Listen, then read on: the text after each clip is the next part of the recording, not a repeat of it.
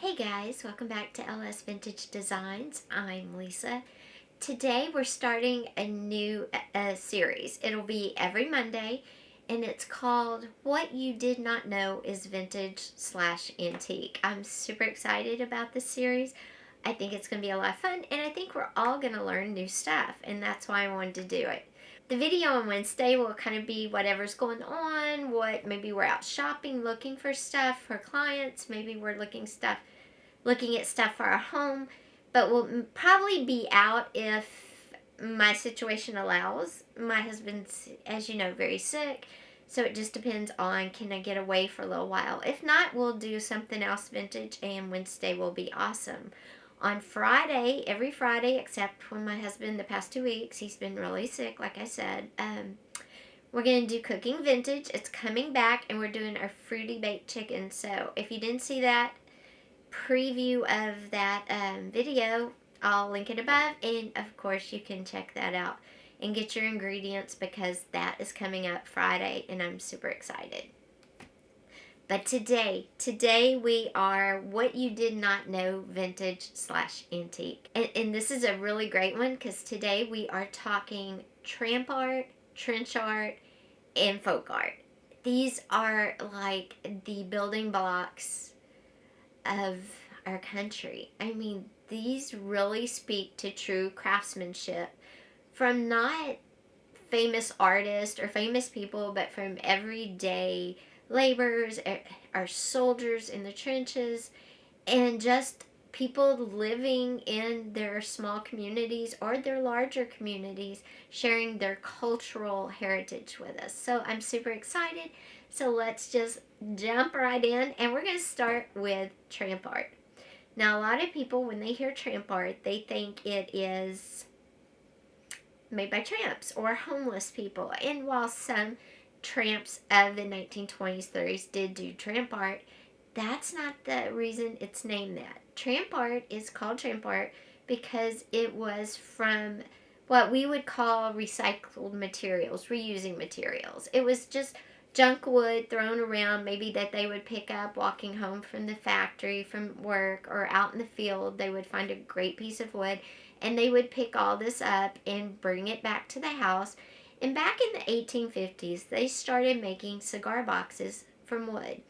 So in the early 20s, 30s, these men had these wooden cigar boxes. They would take this scrap wood that they found, like I said, walking home from the factory, or maybe at the factory, maybe out in the field, whatever, and they'd bring all this home, and they would take just those little bitty penknives, those little bitty thin bendable penknives, carve this scrap wood that they found into whatever shapes they wanted, and attach these to these wooden cigar boxes.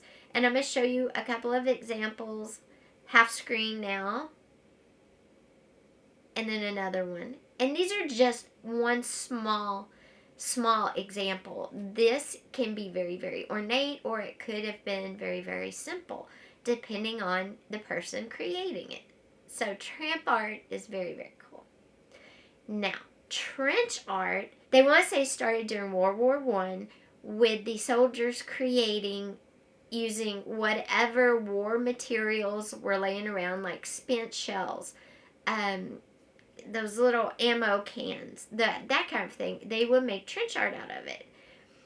And trench art, again, is finding random objects of war. Okay, that's the difference, couple of differences between tramp art and trench art. Tramp art was done by any man in the 1920s, 30s, or before, and still today, and it's using scrap wood in the wooden cigar boxes. Trench art was using, and what makes it trench art is they used discarded items of war. Okay, that specifically, discarded items of war.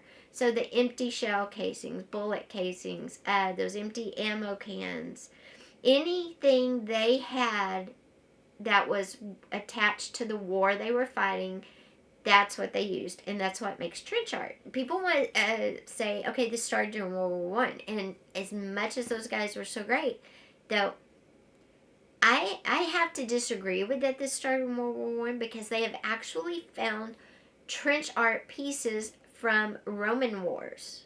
Okay, way, way, way, way back. So trench art's been around for a very long time, and I'm going to show you a few examples. Half screen, split screen here, and here. Trench art's very cool. I've actually seen some trench art in person. I have not seen any tramp art in person, like in a setting where you could purchase it. I've seen it showcased in a museum, like a local museum, but I haven't seen any for sale. The last art we're going to speak to is folk art. And folk art is all about you, your culture, where you live, your traditions, your everyday task. Folk art all centers around you and where you live, the people you interact with, like I said, how you handle things, traditions, cultural specificities, things specific to your culture. That is what folk art is. And this has been around forever as well. And some examples of folk art that I always think of are when you find those earthenware jugs and they have stuff all stuck on them and they're like mortared on. The jugs I was talking about are called memory jugs, to remember a special time, a special person. And I'll show an example here. That's what I think of when you think of folk art. But folk art can also be paintings. It can be, and I'm reading my notes just because I want to make sure I cover everything. Folk art is images. They may not look like what you expect, these paintings, but they are what is appropriate and is part of that person's culture, what they live with on a daily. And I'll give you an example here. So all of these types of art are vintage, antique, and they are so amazing. And I would love to have a piece of each one in my home. And I just wanted to share these with you because some of these you might have heard of in passing, but a lot of these maybe you haven't had a reason to hear about them. And I want to get out things that I want to share, items, vintage, antique, especially creations that are made by people.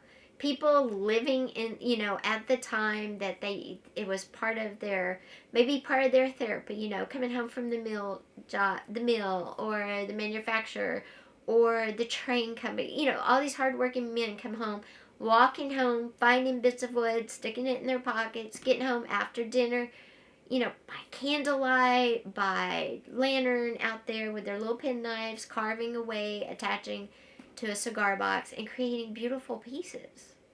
I wanted to share that with you. The trench art. I mean, think about our guys in the trenches fighting World War I, okay?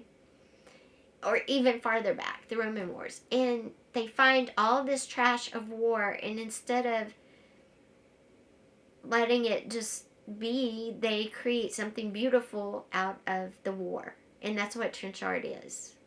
And a lot of veterans do this.